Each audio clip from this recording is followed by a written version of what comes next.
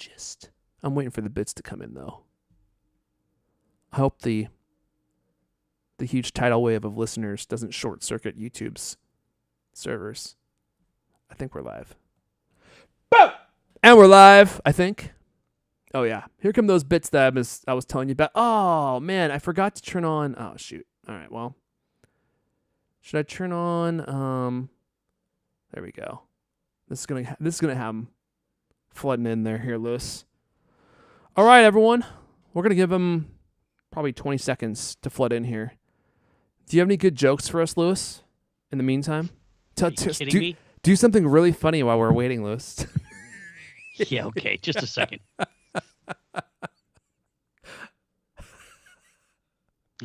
Anything? Nothing? I got nothing. I was expecting big things, and I was thoroughly let down. You don't have any jokes? You know, I don't know if this is true or not, but while we're waiting for people to flood in, and with this title, why wouldn't they?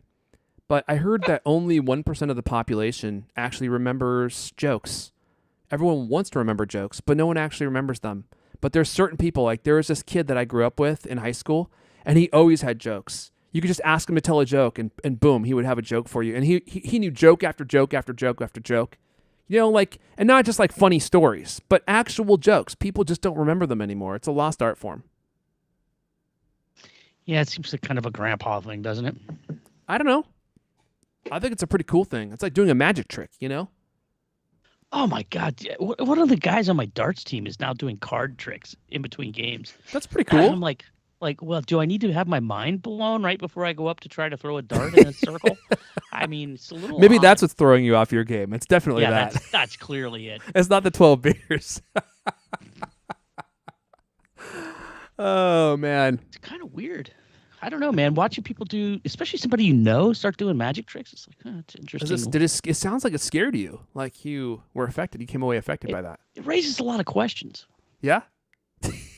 Like what questions? Like, how much time do you spend on this? This person's safe around children. I mean, how much time do you spend throwing darts? I feel like we're not in a position to judge. At boards or at people? You know what? You won't believe this, but I don't know if you can see this. I actually took a dart in the hand the other night. Dude, is that dot on your... What is that? Your plextor right there? Is that what it's called? Right there. Your plextor majora? Crazy muscle I got there. Dude, you took a... First of all, look how bulbous and strangely large that muscle is. Is that your dart throwing hand? I'm just always like that. But yeah, it might be. No, dude, that thing is definitely bigger than your other hand. And you got a big old hole right in the middle of it. Yeah. Did someone get mad that you were talking to their lady? What happened? It was hilarious, man. So I'm sitting there. I was playing this other guy, and I was, we used the iPad for the scoring, right? So I was doing something on the iPad, setting up a game or something like that. I think we had just thrown the first start to see who goes first. And so I'm setting it up, and and then, I finished with that, and I went to get our darts out of the board, and at just that second, another guy threw a dart. And, I mean, I'm talking, I just was reaching up to grab them I wasn't, like, standing there for everything. It was like, instant, boom, nailed it right in. Wow, dude. I went, wow. And I looked down, and it was just sticking out of my hand. Hanging out of your hand. Stuck there. Yeah, it's just stuck there. I'm like, wow. Ow. That's interesting. Would he have gotten a good score? Well, was your hand like close hovering to over the the bullseye? I don't know. Oh, it just happened to be going straight for the bullseye, and Lewis's hand just happened to go right in front of him. He's like, didn't count. Sorry, didn't count. No bullseye for you. Guess you lost the game. That would have been the winning dart. This wasn't even the guy that was playing. This was like another guy who was, just gonna warm up or something. I don't know. It was bizarre. And he was stunned. He was like, oh my God. He like sat down and he's like, I'm not touching another dart tonight. he was really like, he almost turned pale. I'm like, dude, I'm the one who's bleeding. How far did it go into your hand? I don't know, quarter inch or something. Wow. I mean, enough to hang out, and darts are heavy. Yeah, and it was stuck in there pretty good. I mean, it didn't like fall out when I moved my hand. I was it was stuck marveling between at it. your yeah. And so I pulled it out, and then it started bleeding and stuff. It was great. But you played on, right? Oh yeah, it was a little distracting with the blood. Every time I throw, it's like, oh geez, more blood. Whatever. Yeah, I mean, it could have been worse. He could have hit you in the buns or something and maybe got your brain.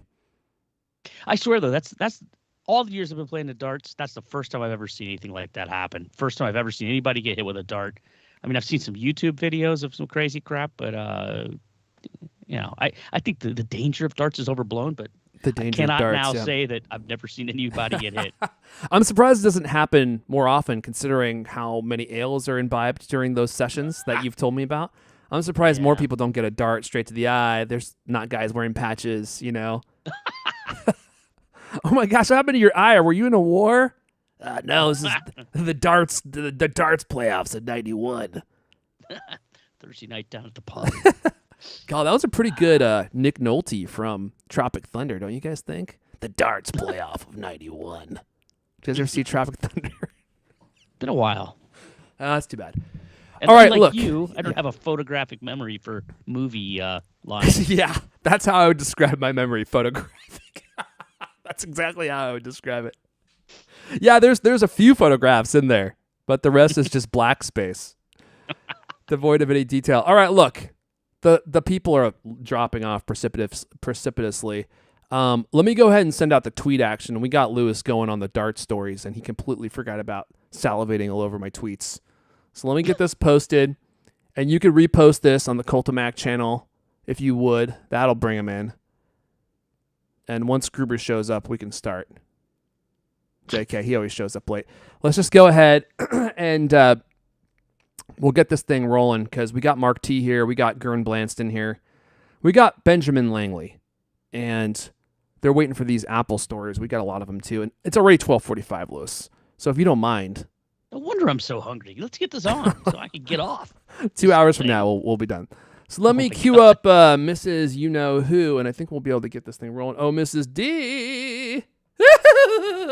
Mrs. D. Oh, yes, my dear. I also had fun with darts last night. Ooh. I want that to go anywhere else. Oh, dear. I got pegged. Oh! Jeez. By El Caney. She has a knack for doing that.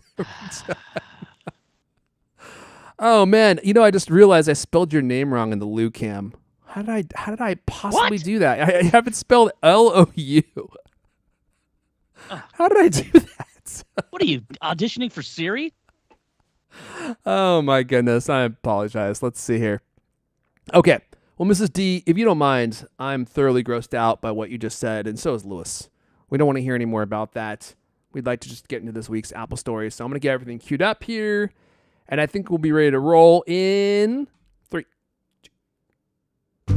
Hello, and welcome to the CultCast, the best 30-plus minute Apple conversation you're going to hear all week long. I'm your host, Erfon Elijah. Join me today. His Cultamac writer retention rate sits at a stunning 99.9%. That's right. Once you're hired, you're never let go. He's the managing editor of Cultamac. Lewis Wallace is here. That's called lack of turnover. It's fantastic. Lack of Sign turnover of a is one way strong of putting organization. Also with us, he'll soon be taking over editing responsibilities of this show.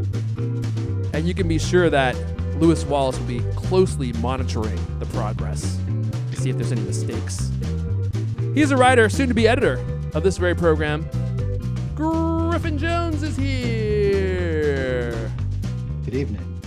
And luckily, Lewis didn't hire me. Leander did. So when I inevitably get a offer that pays real money, I'll only bring down Leander's stats, not Lewis's. I'll keep that perfect score for him. Well, I hope you have your ghillie suit ready, because guess who Leander sends when we have people who entertain other offers. That's all I'll say about that. How are you feeling the immense weight of taking on the editing responsibilities of this very program, Griffin? No, it doesn't seem very especially challenging. The weight of this highly revered program falling on your shoulders? Nothing? No fear, apprehension? Shoulders, what can I say? Okay, well, it's going to be interesting. So I have been editing this show since February 16th, actually probably February 14th, Happy Valentine's Day, past me, of 2012. So I've been editing this show for that long. What is that? 12 12 years? Wait, you're saying 11 years ago for Valentine's Day, you were editing a podcast? Probably, yeah. Happy Valentine's Day, honey. In Look what I made you. I made you an audio Apple podcast. Hey, where are you going? Why are you mad? So I've been editing the show this whole time, and I've gotten to a point where I'm like, I just can't do this. I can't edit this anymore. I mean, I could keep going with it, but I'm passing the torch. I think we'll see how this works, Griffin. Before I make this final, to Griffin to take over editing. So if there's any problems, you can find him on Mastodon and complain there. But I'm hoping that what this is going to do, the reason that we're doing this, one of the reasons, is I'm hoping this is going to free up time for me to think about ways that we could do the show and do different stuff, and then also to reboot my YouTube channel. My long lingering YouTube channel, which has been sitting there forever, with almost no content, because I have no time. I have no time left. I always tell these guys, I'm like, I'm maxed out. I have no time left to do anything. So I'm hoping this will open up some cycles for me to do that. And I'm gonna be helping Griffin with the transition, so that's gonna be cool to have a little bit of help. Before we jump in, I did want to give you guys just a quick showing of my iPhone 15 Pro Max case of choice. Unfortunately, for those of you listening, I'll try to describe this the best I can, but you can always hop on the CultMac YouTube channel and catch the video portion of this. So I wanted to choose a case that highlighted the natural beauty of my au naturel iPhone 15 Pro Max, and I think I nailed it. What do you guys think about this? Let's see here. So here's the front, right? Check out this back, Lewis. Check out this back. How do you like that? It looks like the back of a phone. That's right, but you can actually see the back of the phone now, right? Yeah. So for the audio listeners, it is a bumper case that appears to be some sort of what is that made of? Some sort of rubberized material? Yeah, I think it's like a fluoroelastomer almost. It feels very smooth. Nice. It matches the color of the glass very well. Yes, that was the It surprising almost looks thing. like the phone is just shaped like that with a ridge around the outside. I don't love this ridge, but I mean so this is the Rhino Shield crash guard. These are $25, which I think That's is a substantial ridge. I mean, it's a ridge. It's a ridge, but the thing is they say it gives 11-foot fall protection, and I've dropped this phone from great heights, not 11 feet, and it's come out unscathed in perfect condition, every single time. So I can't tell, are those buttons metal or are they just the same sort of? they're the same material, Okay. and they just have an Material. absolutely delicious click to them. You guys want to hear this? You hear that? Oh, whoops! I don't want to activate the. Listen to this. The buttons just feel absolutely just magnificent. Just a wonderful tactile feeling. So if you're looking for a minimal phone, they're not paying me to say this. In fact, those cheapskates wouldn't even send me a free case. Wow. I used to have a contact there. They left, and I don't know who to get a hold of at Rhino Shield now. So I actually bought this on Amazon, like everybody else, and they got a bunch of different colors. I would say the color doesn't perfectly match the case. It's very close. It's a little cooler, like the gray color is a little cooler than the actual color of the phone. I think they need to change that. But man, I mean, just look at this look, like this single color all the way through for the phone and the case. I just think that's a pretty cool look. If you're looking for a case, you don't want to go caseless like Lewis does. All right, look, we got a lot of stories to dive into here. If I had my notes up like a professional, I would be able to tell you what they all are. Oh, that's right. Yeah, we're going to talk about a new feature coming to iOS 17.1 for you with iPhone 15 Pros. I think you're really going to like this one. Now we've got a story that says there's no MacBook Pros or MacBooks coming in until 2024. So Griffin's going to fill us in on that. We got a giveaway, of course. There's I think, a issue with the Apple Vision Pro that no one's talking about that I think that is worth highlighting. And it's something that Gurman called out, and he kind of glossed over it. But I was like, dude, this is kind of a big deal, in my opinion. And then we were going to wrap up with an all-new under review where we will talk about the gadgets that we're currently reviewing. I've got a really great one. We haven't done this segment in a while, so I've kind of got a store of good stuff to talk about. Before we dive in, I do want to say thank you to Notion. This episode of Notion is sponsored by Notion.com/CultCast, where you can try Notion AI for free. And we'll talk about that more in depth in just a little bit, rather. And I also want to thank Factor, delicious pre-made meals shipped right to your door. If you're looking for wholesome, convenient meals for this jam-packed fall season, get Factor, America's #1 ready-to-eat meal kit, and get eating well off your. I can't even say this. And get eating well off your to-do list in just 2 minutes. Get 50% off with code CultCast50 at factormeals.com/CultCast50. I love Factor meals. I'm hoping they'll send me more. I love having them in the house. They're delicious. Okay, let's dive right in, shall we? The first story, going to me. Let me activate browser mode. I wish I had a cool sound effect for this, but I don't. Maybe. How's that? Oh, maybe Griffin can come up with that. That's not a bad idea, Griffin. Maybe work on some sound effects. I don't think that was part of our negotiation. Well, no, that certainly wasn't. But I believe that voice effects should be part of the role. But we can talk about that later. So iOS 17.1 will add pocket detection mode for iPhone 15 Pro's action button. So Lewis and I were talking about this. I don't believe I've activated the button in my pocket. In fact, I love how reliably inactive it is when you're not accidentally trying to, or when you're using your phone and you don't accidentally invoke it. But I guess this is a problem for people. And if it is, apparently Apple has a fix in the works. iOS 17.1 will fix that issue by adding a pocket, detection mode, or I guess they'll be able to detect if the phone is in your pocket. Apple lets you customize the action button with a camera app, the voice note app, focus mode changes, turning the flashlight on and off, which is how I use it.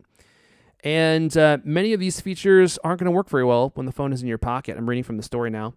To avoid this, at least this is what Mac Rumors was reporting. They spotted this in the latest beta.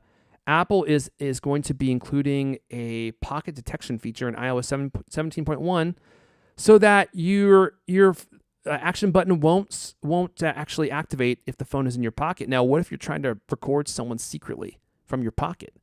Now, that is going to foil that plan. And you're like, oh, could you speak louder? Oh, you want me to do what, Mr. Boss? Could you speak louder into my pocket air zone? Now you won't be able to activate the voice recorder. So that's good news for you, Lewis. Now those private conversations that you have with Cultmac writers about disciplinary action, those will likely remain private. I don't know. It was gonna be selective about what things it didn't allow to get triggered. Are there certain apps that are not going to get triggered? Is that what you're saying? Well, I didn't happen to reread this story today, but when I read it yesterday or whenever it was, it seems to me that it's like the battery and the camera, they weren't going to let it turn on because why would you ever want to turn those on in your pocket? But other things like I can't remember what the example was that might work with it. Yeah, I'm not sure about that. They would be a little smart about it because I thought the whole appeal of having a physical button on the phone is for the very purpose of being able to activate it blindly, in your pocket. You set it to what you want it to do. You know what it does.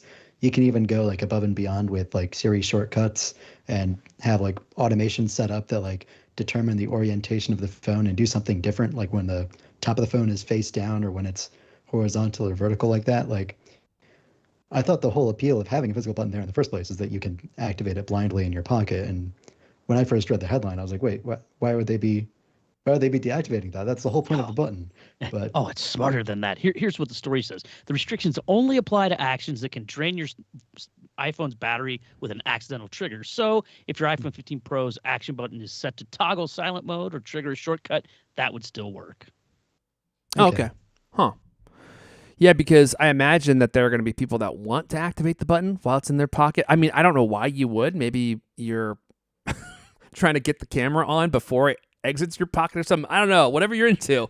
But I can imagine, activating it while it's in my pocket. But pocket video. Sure, pocket cam. Yeah, maybe you're playing some pocket pool. You want to capture that? I don't know. I haven't heard the term pocket pool since I was in high school because we had a gym teacher who was always in there playing pocket pool. I was like, "What's going on over there, man?" He's got his hands in his pockets a lot. The teacher was? Dude, that guy was always playing pocket pool. Yeah. Ugh. I don't know. He always had track pants on, so you could like see all the gestures and stuff. I don't know, man. I don't think he should have been working at that high school. I don't think so either.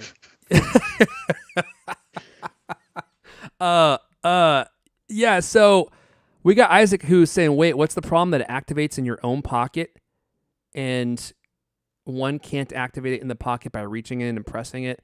See, that's the weird thing. I don't know. Are people accidentally activating this in their pocket? That seems kind of unlikely to me, but I do love how hard it is to accidentally activate the button. I mean, this is something I've talked about before for my Apple Watch Ultra. I turned the action button off entirely because it activates all the time on my wrist, all the time. I can't even use the feature. Well, what direction do you wear your watch? Let me see. Right way. Okay. Digital crown toward the knuckles. Yeah. See, I don't like that look, man. Maybe I need to try turning it around and see. You're but like whenever I bend wrong. my wrist, it presses the button. See, but I feel like that would happen to me if I switched it around too. So I don't know, man. Come on, man. Wear it right. You need to be tolerant of opposite differently wristed people. Thank you.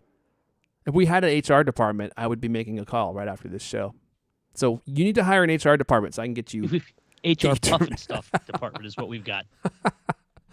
All right, man. Well, look, if you can't tell, this week was a hellscape of non-news stories that we tried to piecemeal together to make a show for you all, and then fill the cracks with inane banter. There's not a whole lot going on this week. It's probably going to be like this for a while, so we're going to have to just come up with our own entertainment. I'm just being what a great honest, segue. I'm just being honest, Liz. Yeah. What are we segue into next? Oh yeah, the next my favorite headline of the week. Lewis loves it when we do stories about that are about things that are not going to happen. News flash. Nothing's happening. Stay tuned for nothing that's going to be happening tonight at 10. But I do think that this story is interesting for a specific reason. I'll let you tell it first, and then I'll jump in. Okay. So the headline on this, which comes from Mac Rumors, by the way, is Kuo, 2024 Apple Watch, quote, unlikely to have, quote, significant innovation. This, of course, comes from our favorite supply chain analyst and haiku author, Ming-Chi Kuo. What did he say exactly? Oh my God! I told you, man. This guy's trying to get those Medium subscriptions. I think that's what's going on because he came out with this story, and then the Warmgate thing. He said that it was likely being caused by Apple's. What did he say exactly? That they reduced the internal architecture. Yeah, the cooling system because of the titanium frame. Yeah, and he was basically saying that Apple didn't put as much parts in there, or didn't their cooling system wasn't robust enough to cool the phone, which turned out to be completely false. So that was a rare miss for him, and a big swing and a miss, I would say. He doesn't get a whiff very often. So his story basically says, and this is posted on Medium, 2024 new Apple Watch will not adopt micro LED.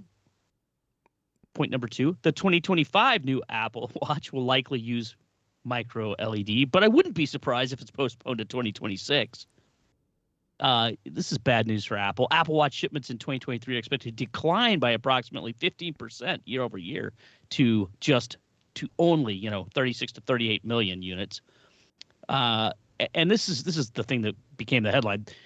Point number 4, the 2024 new Apple Watch will unlikely have significant innovative experiences, which is, again, kind of flowery language. Mm-hmm. Significant innovative It's been like that for a while. Here's the real bad news. Highly anticipated glucose. Why can't I talk anymore? Blood glucose monitoring feature won't happen in 2024 and possibly not in 2025. And then here's the absolute craziest part of his thing. Apple Watch is a classic example of a product that succeeded through repositioning. However, based on current shipment momentum, it may need to be repositioned again if there's an unfortunate year-over-year decline again in 2024. And this nugget here, by integrating Vision Pro with the Apple Watch, I believe it can create an unparalleled and innovative health management experience to drive shipment momentum for both products further. And as I was telling Erfon before the show, oh, great. So Apple Watch isn't selling so great, but it's going to work really great with Vision Pro, which is going to move like 150 units. So, wow, that's going to take it to the moon. Well, it cracked us up because we were like, you expect that the Apple Watch, the secret sauce is going to be pairing the Apple Watch with the Vision Pro, a product that most people are not going to buy. And from what we've seen, the Vision Pro will offer no specific health apps or features that they've promoted in any way, shape, or form, right? They've talked about like fitness and stuff like that. I mean, okay, but I mean, sure, but the Apple Watch it takes EKGs, right? Like, there's all this stuff that's specifically tailored towards health. Just being able to use your vision for fitness, that's not really. I wouldn't really necessarily consider that like a health feature. It's just you get access to the fitness app, which is gross, I think, in my opinion. Wearing a full-on headset while you're working out like that, I think is gross. Oh, man. Yoga has never been so fulfilling as when you can sit there and you can look and you can see some virtual reality thing and you can look over and you can see exactly how fast your heart's beating. Imagine. You just gotta be careful that you're aware of the people in your surroundings when you're doing your nude hot yoga with the Vision Pro on, Lewis, and you're doing the downward dog and then someone walks in. Might get a little steamy inside that thing. Well, that's my point. It probably gets really hot and gross inside that thing, and you're sweating inside of it. Like, I don't like to wear anything on my face when I'm sweating because I want to be able to like wipe the sweat off my face. And now you're gonna be sweating into this mask. Doesn't that just sound gross? Yeah, the idea of using it for like, an intense bicycling workout or something just seems crazy to me. I totally agree. That's why I think they talk about it as like, fitness, not fitness, but so much as like well-being. That's the big term now, right? Your yoga or your meditation. Now you can meditate and you can see exactly how fast your heart is going. Oh, great. Yeah, not something that I'm going to be into. I see Isaac saying, remember what the sweat did to AirPods Max. I know that's an ongoing issue that I see still to this day, people having sweat issues with the AirPods Max. And the funny thing is I see dudes at the gym wearing AirPods Max all the time. And I just cannot fathom wearing AirPods Max to the gym. I mean, they're big, they're heavy, they're metal. And then you're like laying down and moving all around with the AirPods Max on your head. I mean, how bad do you need audio fidelity? You know what I mean? Like, yeah, doesn't make any sense to me. Me either. I also like to be situationally aware during many activities, and AirPods Max. I mean, I guess they have transparency mode, but still, I just think that's a really. I mean, I guess if you're going for fashion, and gym fashion is like this whole thing. I've completely even stopped wearing gym clothes to the gym anymore. Oh, like, my God. I just go in jeans and a t-shirt. Oh, okay. And sometimes I don't even wear that loose. I just go in with my high tops. And they don't seem to care. I mean, it's Seattle. They let you do what you're going to do, But I used to wear like shorts. People go in there and they've clearly spent like $100 on their gym clothes. They're wearing like coordinated colors and spandex and stuff. And not just the ladies, the guys. Some of the guys that are in there, I'm seeing wearing some pretty expensive Lululemon outfits. Of the guys are wearing the Lululemon outfits. And I just stopped caring. I was like, why does it matter? I'm not sweating in here. When you're lifting weights, like you actually don't sweat that much. So, and how go in jeans? I literally go in my jeans. Yeah, jeans and a t-shirt. Sometimes I wear my jacket on the floor too until I warm up, and then I just take my jacket off. If you're not doing any cardio, I suppose that's fine. Yeah, if you're not doing cardio, then it doesn't really matter. And I figure, why change in the shorts? Like, the thing that I don't like, I'm sorry, we're going off the rails here. I'll stop here in 10 seconds. The thing that I don't like is it's cold outside. You got to change into like all your gym clothes. And then you walk outside, you're cold. You got to go inside. If you're in your clothes, you got to change in your gym clothes and then change back. Like, I'm not trying to do all that. So I just walk in my clothes now, man. How many seconds 10 is that? seconds. There it goes. See, I told you. I like it. All right, look. I think that we've sufficiently flogged the story, didn't we? Just want to mention the part about it's unclear what this has to do with the rumored Apple Watch 10 or Apple Watch X that that Mark Gurman's been talking about. He talked a little while ago about supposedly a significantly overhauled Apple Watch 10 that would launch in either 2024 or 2025, mark 10th anniversary device. Supposedly have a thinner case, maybe even like a completely new magnetic band attachment system, because apparently the one that they use now is taking up a lot of space. And this might be the one that has the blood glucose. So maybe next year is yet another slow year. The year after that is actually the 10th anniversary of when the original Apple Watch came out, 2015, 2025.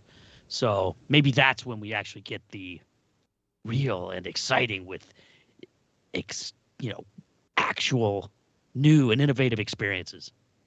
The blood glucose obviously is the killer. Like that would send. I still don't believe we're actually ever going to get that, but that would send this device into the next realm of. Quo specifies that it's not coming next year, the year after that. I don't think anybody was expecting it that soon, anyways. Yeah. The blood glucose. Yeah. I don't even know if I expect it. Period. Like it just. I mean, the thing I always come back to is, if all these major pharmaceutical companies are trying to make technology like this and they can't do it, Apple's going to be able to figure. I mean, maybe, but non-invasive glucose measuring would be such a unbelievable leap forward in medical technology for so many people. I just find it hard to believe it would be Apple that would figure that out. But you know what? I wouldn't put it past them either. Yeah, they've got a lot of money, and they've got a lot of experts working on this. So does Pfizer. Institutional expertise in AI vision and the sensors that they put on the things and miniaturization of technology. I wouldn't be surprised if it was Apple first either. I mean, Tim Cook said that he either thinks or hopes that his lasting legacy as CEO of Apple will be how they've advanced the whole medical field during his tenure as CEO. And he knows things that we don't yet, because he's looking 10 years into the future on all of this stuff. Okay, hold on a second. I'd be surprised if they have. How old is Tim Cook? And like everything else, they'll do it at this information is for your amusement only, right? I mean, it won't be an actual health care device that is certified, and so it will have to be as accurate and go through as much regulation as not the pharmaceutical company, but medical device companies who are actually doing something that's a medical device. That's what I suspect. I mean, because I think it is a pretty impossible task to have it be as accurate as taking blood and dripping it onto a strip. But I bet they can get close. I sure hope they do, because it would be a game changer for a lot of people. I think probably be a game changer for everybody. I mean, it's instant. I don't know, be instant, but constant understanding of how the food that you intake affects your blood sugar. That could be just unbelievably. That would be powerful. Well, I'm looking at a picture of Tim Cook here. He's 62 years old, so he's almost 63. In fact, happy birthday, Tim Cook. His birthday is in 2 weeks. And I'm like, for him to think that his legacy is going to be health stuff, how many years left does he have at Apple? He's 62, right? Now, granted, he seems like he takes really good care of himself. He wakes up at 3 a.m. every day to go to the gym. But what, 4 years maybe? Is he gonna be CEO at 70? I don't see that happening. So I think he's probably. He doesn't have to be CEO for these things to happen and him to get credit for it, And he's talking about Apple's legacy, right? Oh, was it Apple's legacy or is his own legacy, Griffin? I thought he was saying that his legacy as CEO would be their advance. I mean, think about how they were doing virtually nothing in this space before he was CEO.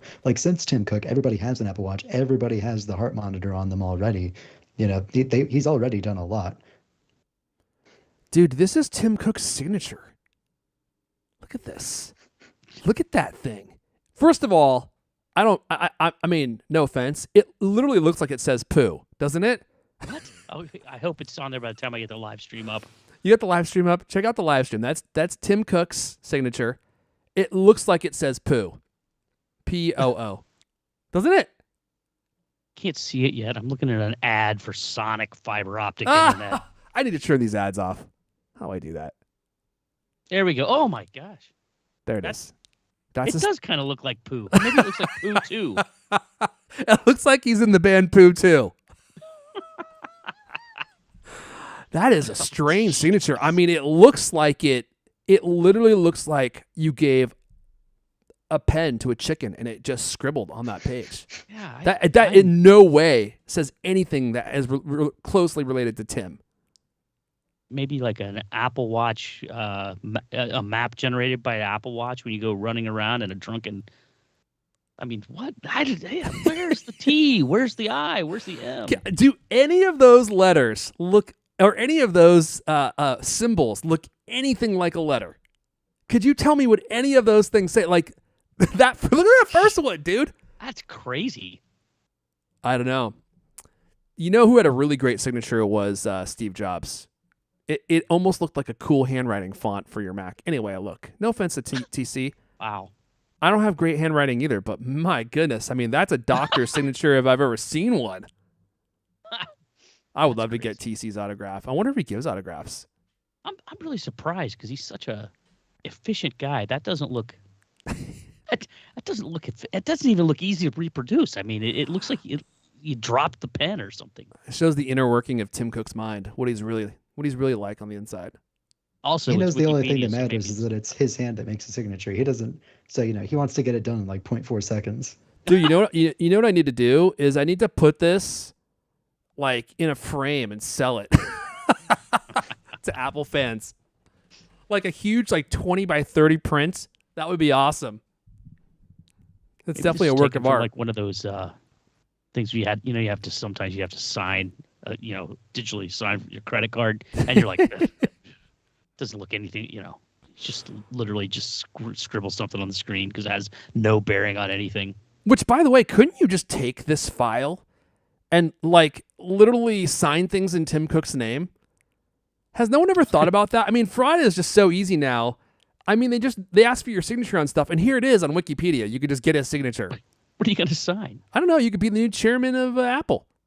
And when TC gets all squinty and asks what's going on, you can say, "Oh, I'm the new CEO of Apple. Here's the document. You signed it." This is why God made notary publics. Oh yeah, good point. I guess it has to be notarized. All right, let's see. We're going to talk about Macs here in a second, aren't we? Yes. But before we do, let me talk a little bit more about Notion. Notion AI helps you work faster, write better, think bigger. That's the big thing. Doing tasks that normally take you hours in just seconds. What is Notion AI, you ask yourself? Notion AI is like a supercharged note-taking application that lets you do way more than that. You can use it to create task lists. You can use it to manage projects. But the secret sauce, the magic, is in the built-in AI technology, which I'm going to just read this to you right now, and you can just see how it works. So I just told Notion to write a podcast social media post and to write it about the CultCast. I've done this before. I did it again. And this one is even better than the one before. And this is what it gave me. Join the CultCast for Apple news and entertainment. Looking for the latest Apple news, rumors, and insider information? Look no further than CultCast, the ultimate podcast for all things Apple. And then it gave me a little Apple emoji next to it. Of course it did. Clever.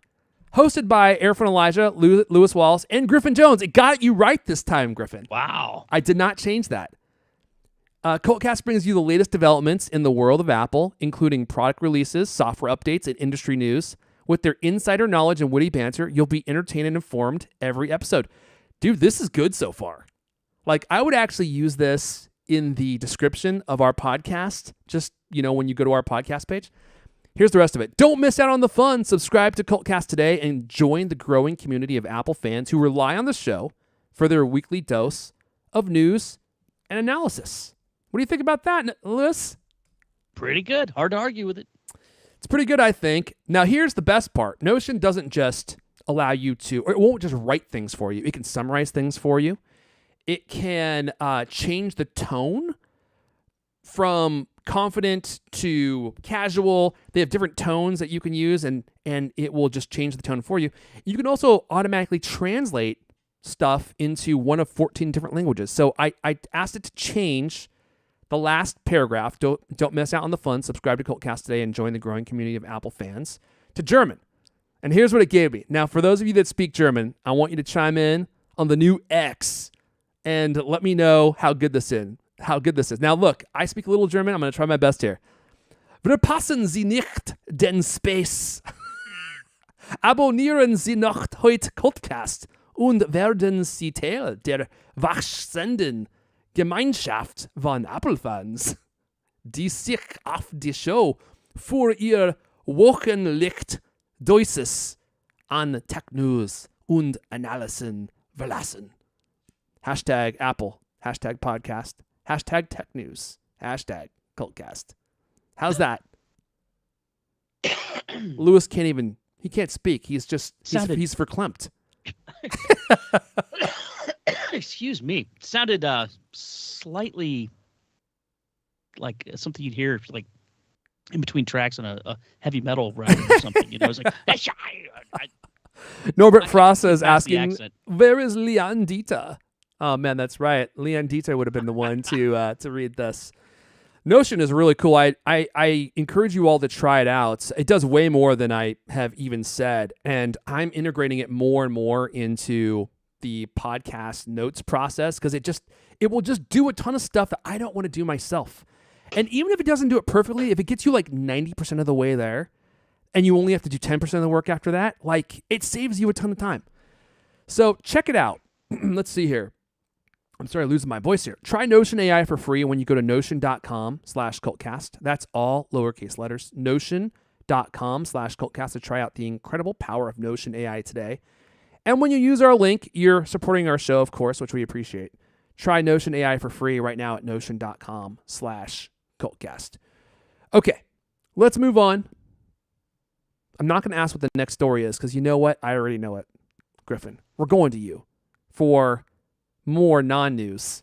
But if you're looking for a new MacBook Pro this year, now we have a story that says they're not coming. And this made me very sad. Take it away. It's interesting how the theme of this week seems to be Ming-Chi Kuo publicly disagreeing with Mark Gurman, who just last week said that we were getting all these new Macs by the end of the year. This week, the headline, M3 MacBooks unlikely to launch before 2024. A Digitimes report corroborates an earlier prediction from Ming-Chi Kuo that Apple will not launch new M3-powered MacBooks this year. The company does have multiple M3 Macs in development.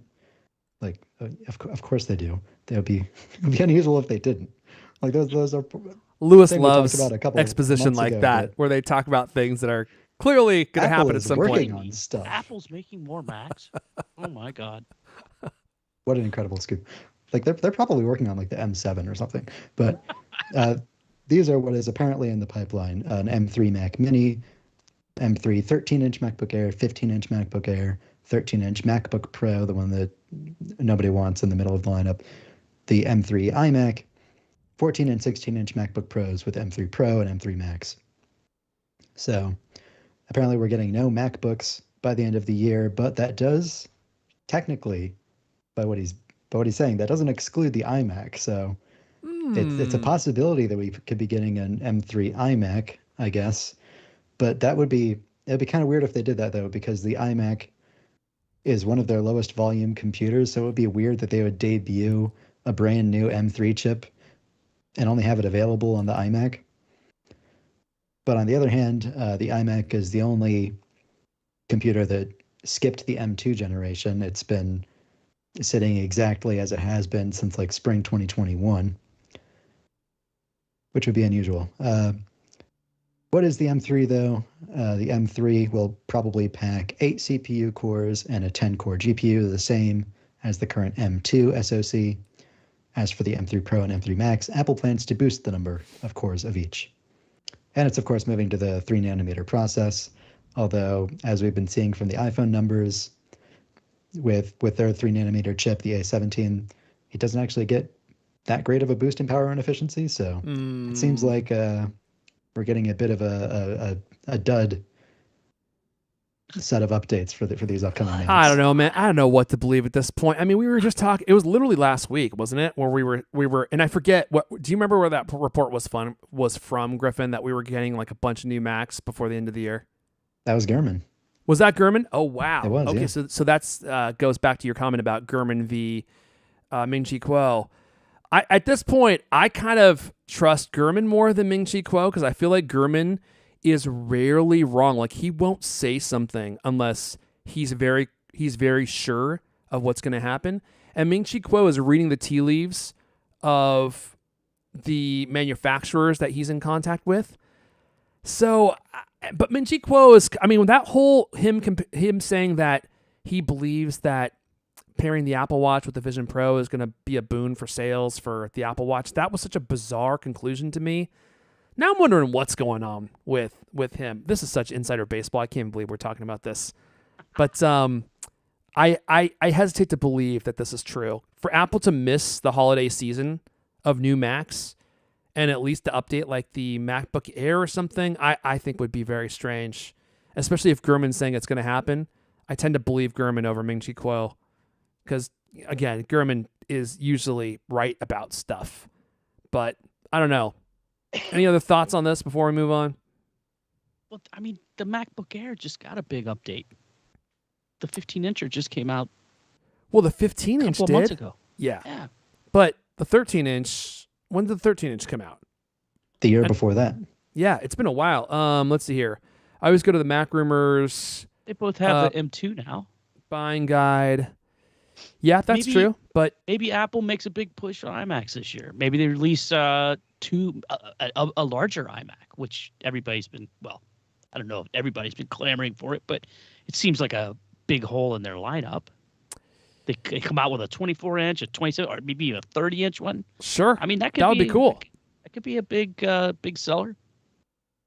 Yeah, so days since last release on the 13-inch MacBook Air, July 2022. So it's been 461 days. The average is 446. So it's been way longer than it has in previous cycles. Although I guess it was 605 days for the previous generation MacBook Air. But the whole 15-inch really throws it off, to your point, because they just released that. And so that kind of is a refresh on the MacBook Air, but it's not really. It was just a bigger 13-inch MacBook Air. So they're still both using M2 chips, and those are quite old. From what we've heard before, they planned to launch both the 13 and the 15-inch simultaneously. It was the new display that got delayed. Like, sure, Apple released the white iPhone 4, like 4 months before the iPhone 4S came out, but that wasn't really the original plan to do that anyways. Yeah, that's an interesting point. And, if you have the iPhone, there's usually a mid-cycle refresh, and you buy it, and then 6 months or 5 months later, it's out of date. So I still think that we're probably up for an update. I definitely wouldn't rule it out just because Ming-Chi Kuo says it's not happening. I still think that we might get these in October or November at the latest, but I guess we'll have to wait and see. I would love to have the new MacBook Pro, like I said last week, but it's hard to say what Apple's doing. They're having so many manufacturing issues at this point, and I'm sure wars and all the stuff that's happening is not making anything any easier. So we'll just have to wait and see. All right, look, before we move on, Lewis, do you want to do a quick mention of the giveaway real fast? Let's give the people some stuff. Yeah, it's the same one we had last week, but it's still good. You still got a few days to enter. 3 people are going to win a iPhone 15 bundle from Lout, fantastic iPhone accessory maker. The bundle includes a case and a screen protector. You get to choose from the Lout Revive Prop, which is still an unusual name, I think. The Revive Prop is a crystal clear case made of 100% recycled plastic and other materials. Comes with a built-in adjustable stand, so you can prop up your iPhone for watching videos or making video calls. The Lout Prestige iPhone case is crafted from premium black vegan leather, which apparently ages gracefully. We shall see about that. I have never actually had one of these in my hand, but it's a good-looking case nonetheless. And you could choose which one of those you want, and you get a Lout Prime Glass screen protector as the last part of the bundle. 3 people will win. To enter, just go to the cultofmac.com homepage, scroll down. There's a big headline that says enter to win Cult of Mac giveaway. You can't miss it. And there you go. Entry is always free. Multiple ways to enter. Sometimes as simple as just visiting a Facebook page or an Instagram page or something like that. So never, ever will we ask you to do something complicated or terrible.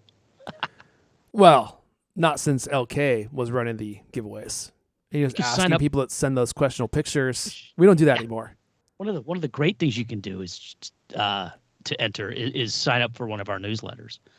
I think it's always newsletters. Do we have? I think we only do you really? You didn't know this? We have two. Okay, actually 3 newsletters. We have Cult of Mac Today, which goes out every day, Monday through Friday, almost always written by our own Leander Caney. Every day. Your thumbs up are activating your oh jeez, I forgot your about Mac OS Sonoma feature. Yay! Yay! It's actually pretty thumbs funny. Up. I'm not broadcasting. The Colt Commander is a PC, unfortunately, so these don't work for me, but they do work for you guys. That's actually pretty cool. It actually seems to work. I forgot about it. Anyway, so Cult of Mac Today, daily roundup of all the news and reviews and how-tos that we have that day. Leander writes those. On Saturday, we send out The Weekender, which is a weekly roundup, in case you don't want to email every single day. And that's a little more selective because we don't put everything in it. And then on Sundays, we have something called the Cult List, which is a hand-picked deal that we actually spend some time looking at. Every week, Leander and I are looking like, what are we going to put in there this week? What's the best-selling item? What's the coolest deal we've seen? Sometimes it's something from the Cult of Mac store. Sometimes it's from our partner, Cult of Mac Deals. Sometimes it's the best thing we've seen on Amazon all week. So it's a good thing to if you like to shop at all, it's a good way to get in on that action. I mean, sometimes we find some pretty great deals.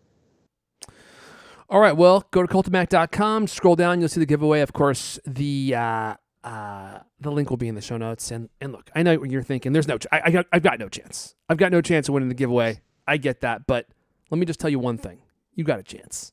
You got a chance to win this. If you want a new case for your phone, head on over there, click the link and enter, and you might just be surprised that the winner. I gotta say, 4 days left. Yeah. This one's been pretty successful though. 643 total entries. So that's it. You have a chance to win, but not as big of a chance as perhaps other weeks. I don't know. Well, I guarantee you that if you enter, you just might win it. You got a better chance of winning than if you don't. All right, let's move on. You know what, Griffin? Let's do this story fast because we're running so long already. And I'm like, do we really need to dedicate 25 minutes talking about this? But I do think that this is an interesting problem with the Apple Vision Pro. And like I said, Gurman kind of glossed over the issue, and I was like, wait a second. This issue seems like it might be more important than we've heard up until this point, because I had not heard anyone having any fatigue issues wearing the Vision Pro, but I haven't worn it yet. So, and everyone was so hyped, they probably didn't even consider this. But I'll give it to you. Take it away. Sure. Apple's challenge for the next Vision Pro, making it easier to wear, is the headline. Apple has already worked on their next generation models. You know, the design for the current model is locked in. They're just trying to scale up the manufacturing and all that. A key focus for Apple is making its device more comfortable to wear with a smaller and lighter design. The first model, the Vision Pro, has caused neck strain in testing due to its size and weight. Another challenge is making the headset simpler for people who wear glasses. During the development of the first Vision Pro, Apple decided to slim down the device by omitting room for prescription eyeglasses. I've tried like an Oculus Rift here and there, and that device is significantly bulky because they intend for you to put it on over top of your glasses. And if you have like giant glasses like I do, that means that the device sticks out further for everybody. And it makes it front heavy, right? Because it's sticking out far. Yeah. I mean, the Vision Pro, it's also made of like glass and aluminum. So right. It sort of closely matches the contour of your face because they didn't leave the room for the glasses. But the downside there is that, of course, you need to, because you're not wearing your glasses, if you have god-awful eyesight like I do. I just went in for another eye test last week. My eyesight has gotten even worse. If you understand what the numbers are, I think my left eye is like -5 1/4, and the other one is 4 3/4. Okay. Terrible eyesight. But anyways, Apple's selling like these little inserts made by Zeiss Optical that you're supposed to like attach in instead, but that makes it cumbersome to just hand to somebody because very few people have eyesight as bad as I do. I can't just hand somebody my Vision Pro if I were to get one. Yeah. It's more expensive because we don't know what the cost of those lens inserts is going to be. I'm not even sure if they're user replaceable either because they come with the pre-installed prescription right from the factory, I think. Oh, I thought they were. I think no, I don't think that's. I thought right. I remember hearing that they're pretty easy to do because Are they? what Okay. we've heard from the people who showed up for the live demos is that people like Mike Hurley who wear glasses, like they took his glasses for a moment, they like scan the curve of the glass and then they estimate what your prescription was. Like they had a machine for that ready to go, and then they quickly found matching lenses and just attached them in and had it ready for Oh, him. interesting. Well, they attach magnetically, right? Something like that. I think they do. Anyway, we don't need to go Anyways, on and on The about glasses this, is but one yeah. problem, but Yeah. the other problem is that like it's going to be really heavy. Other people are saying that, and you can see this in like one of the shots on their announcement video. They have an optional top strap that goes over the top of your head as well. They just don't show it in most of the promotional artwork, Right. because apparently like the design for it isn't completely finished yet. Okay. But it's another way they're trying to disguise the problem of how heavy this thing is going to be. Yeah, I mean, the fact that some people got neck strain, I mean, that was the part that jumped off the page to me. I'm like, it's so heavy that people are straining their necks wearing these? Now, look, if you wear AirPods Max, those things are heavy. And I would say they could give you neck fatigue. Maybe that's the same thing as neck strain. I don't really know what neck strain necessarily means. It's like, but neck strain means that, like, does that just mean fatigue, or does that mean like you're actually injuring your neck? I don't know. I don't think it means injury. I don't think there's been any I don't mean like injury. you're gonna wear like one of those like those things that you wear when you get in a car accident around your Or neck. go to court after a car accident. No, Yeah, it just means exactly. you'll wear one of those like neck pillows they wear on an airplane. Yeah, it comes with a free inflatable neck pillow or something. I just thought that was surprising. I was like, holy cow! Like it's that heavy that people like their necks, and maybe these are just like puny neck having individuals like Alex E. Heath. I mean, normal regular men like us, like our necks, can hold lots of weight, but like his are, is small. I mean, it's not quite as small as a pencil, but it's in that same realm, Pity the pencil neck geeks. So maybe that's the problem. But I was surprised to read that, and I was like, you're supposed to be able to wear this thing all day, and some people are having neck strain, and are The having to battery go. only lasts for 2 hours, right? Well, you could have it plugged in all day. Apple says it has all-day battery life when it's plugged in. Perfect. Isn't that funny? That's what I like That's really more funny. than being tethered by. I hate plugging. I'm so into the wireless headphones and stuff. I every time I now have to put on these wired ones for the CultCast, I'm just like, God, it just seems so antiquated. I know. I hate having the cord hang off as well. Isaac from the chat saying, I experienced neck strain when I first got a Quest 2. It's just that you're not used to having it on your head. You get used to it after a while. Yeah, maybe that's it. You'll get used to it after a while. But I don't know, man. The Vision Pro looks pretty hefty. And when you put glass on it, that is a heavy material. So I'll be curious to try this out. But I did think that was interesting because I was like, oh, I've not heard anyone comment about this yet. And clearly it must be an issue if Apple is already working on it for the next Vision Pro version, because people are complaining that it's giving them neck strain. So it must be more than a small issue. But we'll have to wait and see. Okay, let me see here. Do we have anything else? I think we're good to hop into an all-new under review. We haven't done this in forever. And all of us... Oh, you know what? I do have one more thing. I knew I had one more thing. I've got one more thing. Let me see. Let me pull this up real fast.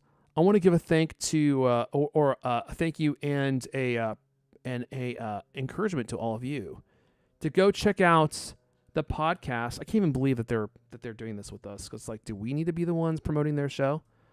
But everyone already knows about Twit and Leo Laporte, and you probably heard the stories about he and I are close personal friends. We used to dance together at South by Southwest. If he saw me on the street, I'm like 70% sure he would know who I was, but not fully confident. But he's got like the original Apple podcast. And if you're looking for more content to listen to, well, I would encourage you to go over to twit.tv and check it out. This is the blurb they gave me. I'm going to just read it. I think it's silly that I have to read this because I think you probably all know who he is. But I'm going to read it verbatim. Well, this is what they give me. Hello, everybody. This week we have a great podcast recommendation for you. Leo Laporte hosts a show called This Week in Tech. One of the longest running tech news shows in the world that launched in 2005 on twit.tv. In the 18 years since, they've covered every major tech story with some of the biggest names and smartest people, including yours truly, by doing a deep dive into the biggest tech stories. A different panel of experts join Leo Laporte every Sunday, bringing you expert analysis, helpful advice, entertaining discussions. I feel like that might be where I came in. You'll listen to every episode knowing more about what's happening in the tech world around you. They deal with some of the biggest issues in the world today, not just computing, Windows, Mac, Linux, AI, Twitter, aka X, cybersecurity, privacy, search, and gastrointestinal issues. What? I added that part, sorry. Visit twit.tv/twit to subscribe to This Week in Tech. Of course, they also have Mac Break Weekly.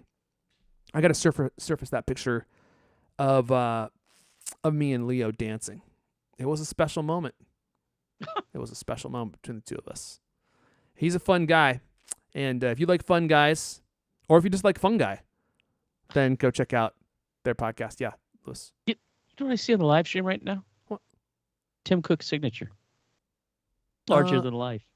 Well, your stream is borked, but mine looks A-okay. So that's good. Mine's still updating in real time. All right, let's move into an all-new Under Review, the segment where we talk about the tech that we're playing around with. I got a hot one this week.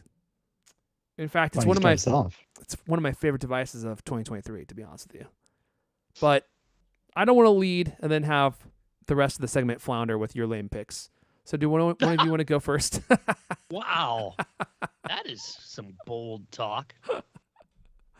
Lewis, I just know yours is going to be entertaining. Why don't you kick us off? Yeah? Let's do it. I'm always nervous with these things. I always wonder if, we'll have the same products. You're definitely not going to have my product, but... You sure? I would be so stunned I would literally fall out of my chair. I would put down $12,000 if you have the same thing that I have. All right. So you tell what this is. Oh, you got to be kidding me. Is No, that I'm just joking. No, I'm just joking. No, your camera's blurring it out. I have no idea what that is. It looks like a box. It looks like a jewelry box. Small black box. It's not black, though, is it? No, it's Technically, gray. it's gray. Let's just call it gunmetal gray. How's that? All right. I'll allow it. Can you tell what it is? No, it looks like a You can't jewelry tell, right? case. No. Because it looks like, like maybe, like those silver chi balls that you get at the, the store in Chinatown. Yeah. It looks like it's like, okay, so how about now? How about if Are you about to transform it? Flip up the top. It looks like a charger of some kind now. Yeah. Oh, look at that. MagSafe. I like what I'm seeing, Lewis. And watch this. Watch this. You flip that up, so now you got a little It is a thing. transformer. Oh, look at that. So, Ooh, baby. for those of you listening, it's a charger. It's like a little box. The lid opens. It's got a MagSafe charger for your phone. And then Lewis cleverly slid out a charger Very clever. for the Apple Watch right on the Apple side. Watch, it shoots out the back. Underneath where that top flips up, there's a place for your AirPods. My goodness. It's a three-way. It's a really bizarre. I mean, what's a three-way charger these days? It's either it looks like a tree, Or it's it's a stand. a thing with a post, Yeah. or it's a flat, like what AirPower was supposed to be, right? Yeah. This is the most unusual looking one I've ever seen. It's called the Anchor 3-in-1 Cube with MagSafe. That's a pretty descriptive name. Tells you exactly That describes what it. You know what it does. Yeah, there's no second guessing. It's a pretty. It's like the smallest one of these three-way things I've seen. It sits on your nightstand. It's very small. With everything like spread out, it's like the size of a HomePod Mini, or it's even smaller than that. I mean, if you put on a giant iPhone 15 Pro Max, it basically almost hides the whole thing, right? It's unbelievably not unbelievably. It's very substantial, very heavy, or it feels heavy. You know how like an iPhone, how the old iPhone 14, the old one, a whole year old, felt heavy, had a substantial feel. This has that kind of feel. It only weighs like 0.68 pounds, a little over half a pound, but it's solid like a rock. You set it on your desk, it's solid. It's got a tiny rubber grippy bottom, doesn't go anywhere. Your phone feels completely solid on this thing. Takes up very little room. Huh. Charges 15 watts for the phone, 5 watts for the watch, 5 watts for the AirPods, so you get the fastest charging you can get.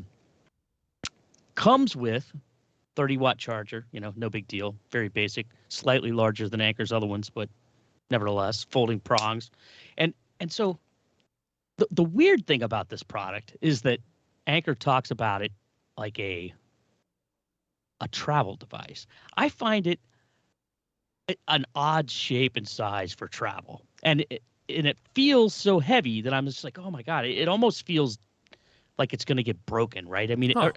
I don't mean that's not right. It feels nice and shiny and high end, right? And yet it feels so solid. Like it feels like, you throw stuff in your bag, it might get dinged up, right? It looks like it would break something else in my bag because of how That's heavy true and too. cubical it is. I You mean, use that I thing was for comparing it- self-defense, yeah. Comparing it to like the what's it called, MagSafe Duo or something like that. It has a real kind of, rubbery, bendy kind of, not. I don't think that has like what I would consider a real like premium feel. This thing feels kind of like a real nice, sturdy, but delicate and sophisticated thing. So I have taken it traveling. It's not bad. It just doesn't take up that much room actually. If all you're worried about is weight, I don't think it's maybe the thing for you. But size wise, it's okay. You toss it in a laptop bag, whatever. But it's kind of like odd, right? I mean, like I don't really equate heavy high end stuff with travel. Although I gotta say, I took this. I put it on a hotel room. It's awesome. Your phone sits there. You can swivel it, of course. You put your phone in standby mode. Perfect. Everything feels completely solid. It doesn't feel like anything's gonna fall off or wiggle around or anything like that. And when I took this on the road, you don't believe this, for a darts tournament, I stood it out and like my roommate's like, "Oh wow, where'd you get that? That's really cool." It's like, when was the last time somebody said, "Oh wow, your iPhone charger looks cool"? It is an eye-catching thing. It doesn't. Sadly, I've never not seen anything not that often. looks like that. So I'm a big fan. I'm not sure that I'm going to take it, on my international travels where it's like, weight is a premium. But anything else, if I'm traveling domestically, no problem. So there it is. What did I call it again? Or what did they call it again? It's called the Anker 3-in-1 Cube with MagSafe. So top that, whatever. Okay. Whoever's next. I would travel with this. I mean, it might be a little heavy, but you don't have to bring all the other charging crap that you normally have to bring when you travel. So, and the fact that you plug one cable into this and it charges all 3 devices is, I mean, that's super useful, especially if you're traveling with your MacBook Pro charger. Now all you need is this cube along with it, and you can charge all your devices, from your MacBook Pro or something. That's pretty useful. So, and if you're carrying luggage, it's like you're not carrying this around in your backpack. Right. Yeah. I mean, it totally depends on your situation, right? Where you're traveling, whatever. I mean, yeah. When I flew up to Oregon last weekend, I actually tossed it in a laptop, briefcase kind of thing, and it's totally fine. It's not really heavy. It's just it's one of those things where it's like it's so dense, right? It just feels heavy. It's like I said, it's barely over half a pound, but it feels so substantial. And like you're saying, Griffin, I mean, it feels like if you dropped this on something, it feels like you could break something because it's so sturdy and just, I don't know, man. It's a very unusual product. I think I said it comes with the charging adapter. It also comes with a 5-foot USB-C to USB-C cable. So yeah, I didn't mention the price. Price on it, kind of it's expensive. steep. $149.95. Yeah, that's steep. So at one point, this was an Apple Store exclusive. There you go. That get explains it now it. from other places. Okay. You can get it now other places, but It's got that Apple Store exclusive price still. I love this thing for on my bedside table. I think it's awesome.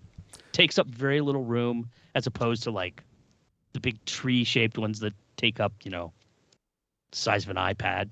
Yeah. Much smaller. Says it supports fast charging for Apple Watch 7, which I'm going to assume is also for the newer Apple Watches. Yeah. And then for the newer iPhones as well. So that's cool.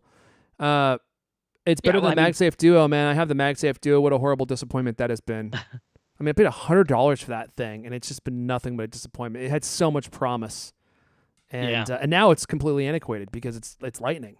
So, what am I going to carry another cable just so I could bring my MagSafe around? So or my MagSafe Duo. So I'm probably going to sell it, to be honest.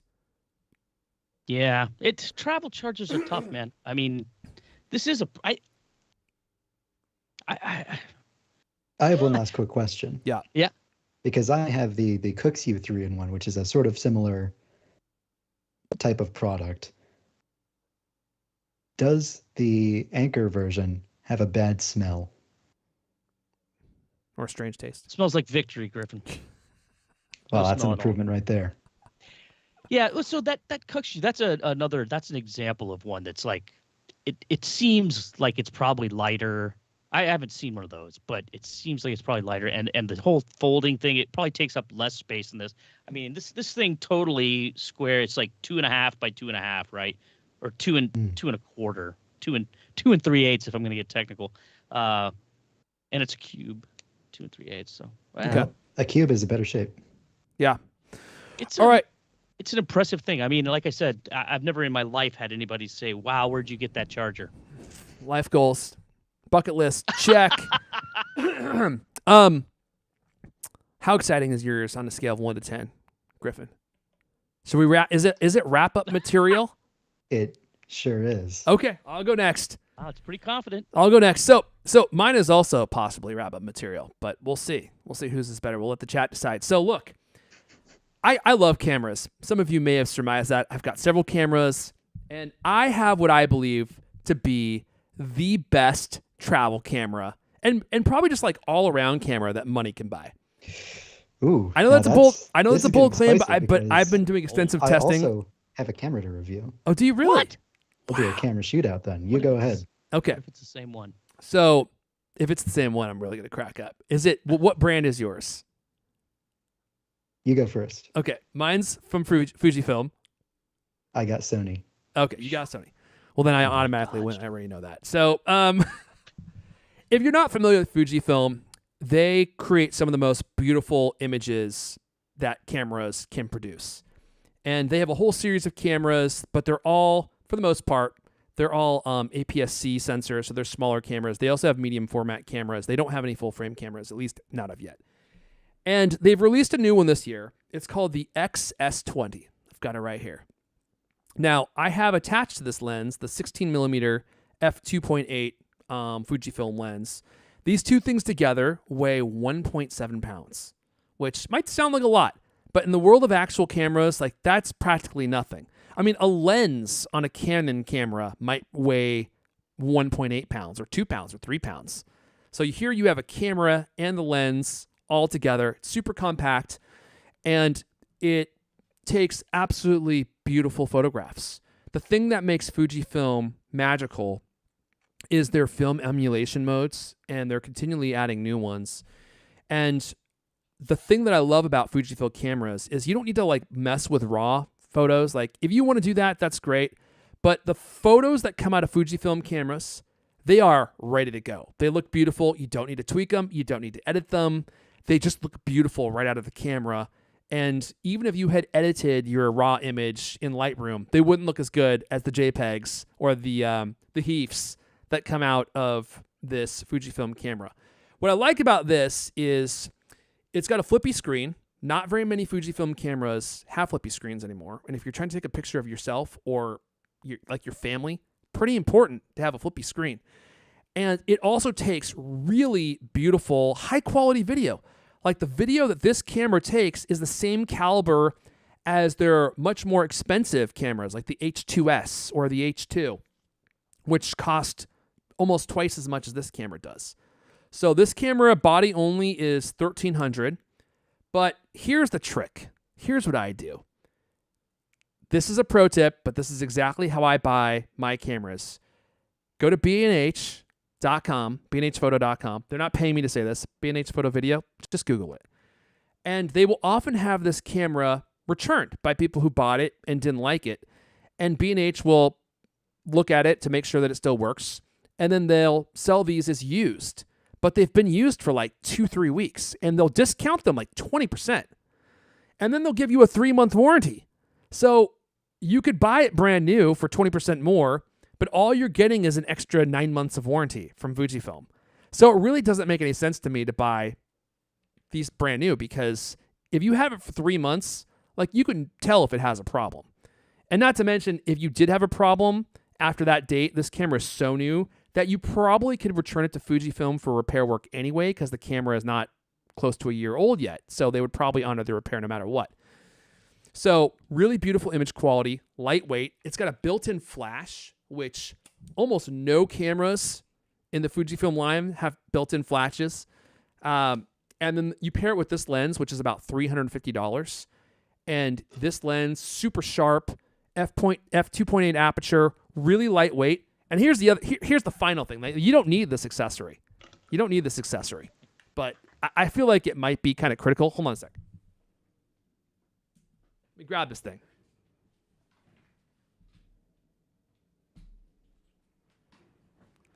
Here we go. So for those of you listening, I'll describe what I'm holding here. I have here the tripod accessory.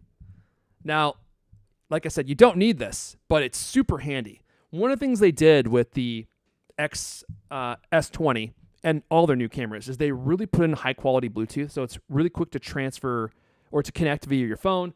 And with this little tripod adapter, or tripod, mini tripod, you attach it here, and you can easily like change the orientation of the camera on it.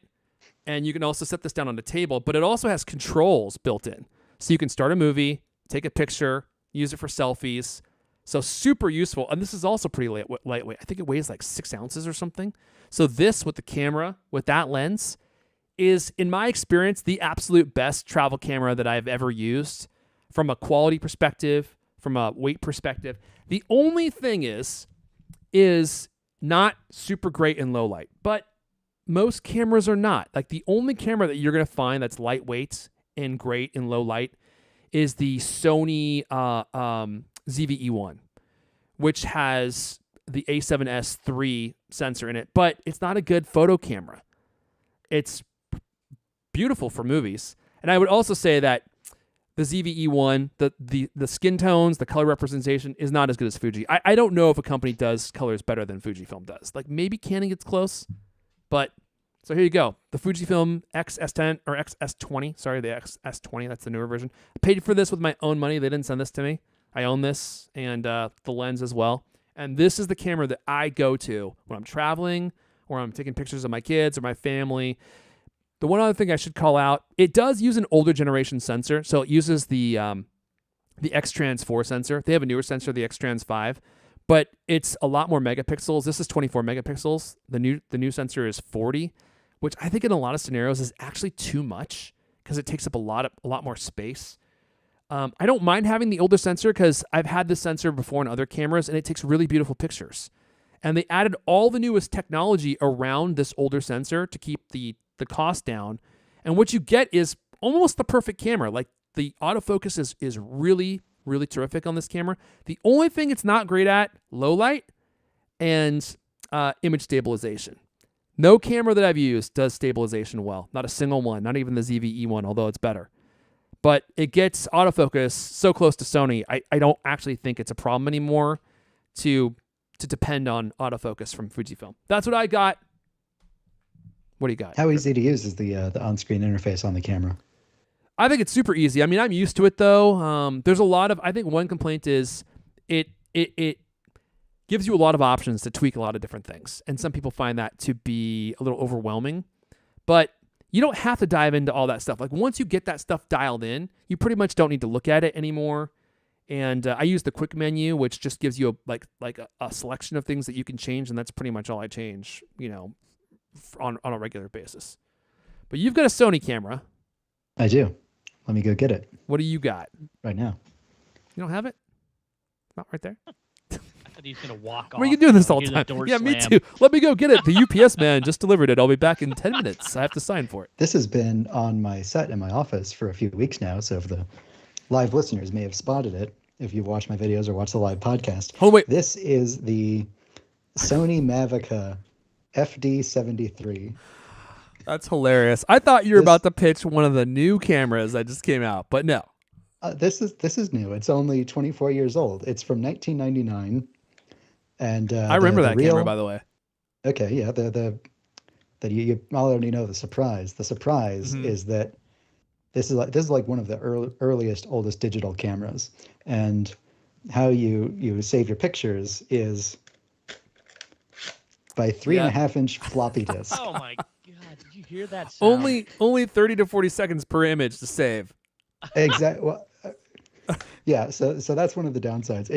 It's very slow. You take a picture, and it takes like a good 5 or 6 seconds, and has this fun little animation that it does as it's saving to pass the time. Uh-huh. And if you're taking pictures at its lower resolution, you can save up to 16 pictures per floppy disk before you have to change it out. How would you ever need that many pictures? In a whopping 480 by 360 resolution. 480 and by those 360. are heavily compressed JPEGs as well. It also has a like special 4-bit mode images. Yeah, it also has a special mode where you can record one incredibly short, low-quality, grainy video, and you can only fit one of them per floppy disk, and you can get like a good 4 seconds. So I've been having a lot of fun with this camera. I've been taking around pictures, and you get your floppy disk out. I have a compact Presario behind me. It's a generic like Pentium 2 PC from the 90s. It has both a floppy disk drive and a USB port on the back. So I simply move the pictures off the floppy disk onto a USB drive, then I plug them into my Mac, and then I just add it to my photo library. You can also get USB floppy disks. Like you can buy one on Amazon for like $20, and you can just plug that directly into your Mac. Huh. I use that too sometimes. But I just think since I set up the PC, it's more fun to do it that way. It runs Windows 2000, which is the last good version of Windows. But I think to demonstrate for our listening audience, I'm going to take a picture of what I'm looking at right now and add it as a link to the show notes. Yeah, so you can please all see do. the kind of Everyone's quality asking that you what can the expect. images look like. Okay, sure. Wow. Hang on, the autofocus needs a few seconds. Of course it does. There we go.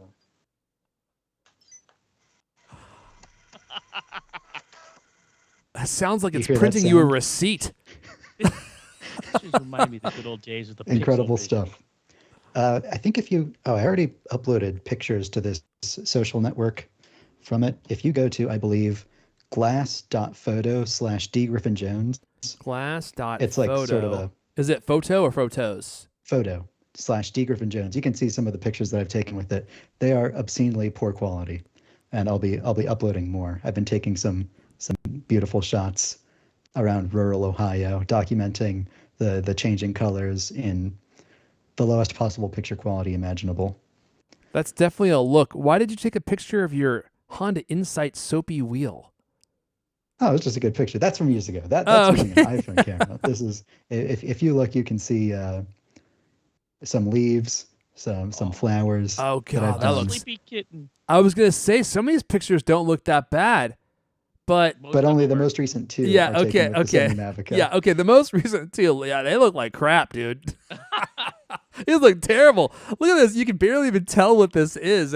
I mean, it's probably being blown up on my screen, so maybe that's why. But no, it looks that bad. all It the just looks time. that bad. So there's like a particular like aesthetic of like these like lo-fi, like low resolution pictures, like if you have the right subject, it looks like an authentic picture from like the late 90s that was like poorly scanned in from film, or just like from that era of like low quality digital cameras. I just find it charming in some way. Like I took a great picture of like my neighbor's house that I sadly can't share because I don't want to reveal my location, but it just looks like almost like one of those like cursed images of like this. It's like this uncanny valley of like blurriness that's just hard to capture because cameras are too good these days to replicate that sort of effect. This is authentic, and it can be had. I checked the eBay prices right now. Some of them are available for like $25. Buy it now. Wow. Like I only paid $40 for mine, and I overpaid. Well, this is definitely a look, man. And these kinds of vintage looks are things that blow up. Like Fujifilm has another camera that has gotten to be really popular with influencers, people on Instagram and TikTok, because of the form factor of the camera, and it also has these filter effects. And these kind of filter effects, I mean, this is clearly not a filter, but these effects that make pictures look like this are super popular right now. And people are always looking for an edge for making their photos look like authentically nostalgic. And, if you're going to make your photos look like something from the 90s, you usually have to use a camera from the 90s. Because you're right, like the new cameras, they're so sterile and they're so perfect. And the colors are like so sharp and everything is just like so perfect that they almost kind of lost their soul in a way. I think that's why Fujifilm cameras are so popular, is because they add soul back to the photos by emulating popular film stocks of bygone eras. And like a Canon camera takes really beautiful pictures, but if you're not printing those for Sports Illustrated, are they even still around, or something like that, you don't really need it to be so perfect, like a fashion photographers. I could see a fashion photographer using this for a print. Now there is also a slightly higher quality image mode where it does 640 by 480, which is like almost good enough. Like you could print that. That's good enough that you could like print it pixel perfect as like 3 inches by 2 inches kind of. So that's like almost a usable resolution of image. But I think I take it for the intention of having bad pictures as the output. So well, if you need you can go either way. If you need a beautiful image for a picture the size of a stamp, the Sony Mavica. Sony Mavica, what's this thing called again? The Sony Mavica FD7 FD7 III. Okay, well, I'm not sure if you have me beat, but well, agree to disagree. This definitely was interesting. And with that, I think we're gonna go ahead and wrap it up there, because we've been going for 17 hours now. Look at Lewis. Look how parched he looks. He looks like he's been crawling through the desert for hours and days, and he just needs to get to the oasis. So we're gonna go ahead and wrap it up there. That's all the CultCast we have for you guys this week. But the party continues. We're on Twitter. Well, 2 of us are. And actually, we're not even on Twitter. We're on the new X. I'm at Erfon, ERFWin. Lewis is at Lewis Walsh. If you want to talk to Griffin, send him a postcard to a secret location if you can figure out that address. Or you could just Google Mastodon D. Griffin Jones. He's on there somewhere. And you'll know that if you find him, that he's literally the only one there. There's probably no other Griffins on Mastodon. So you'll know you're talking to the right one. I want to thank everyone for hanging out live and for listening. New episodes of the CultCast come out every Thursday night. We will see you guys next time. Look at that. We didn't even do a 2-hour show today, guys. Still daylight. I haven't got up to go to the bathroom 2 times. We actually got it done. Hour and a half, but better than last week. I think we were at 2 hours last week. Griffin accused us of going full ATP. And we don't even do follow-up.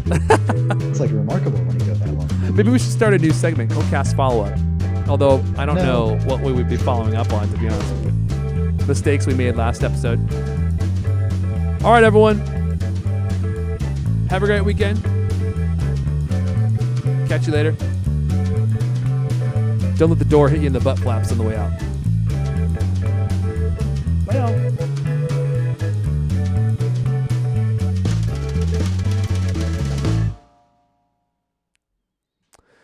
perfect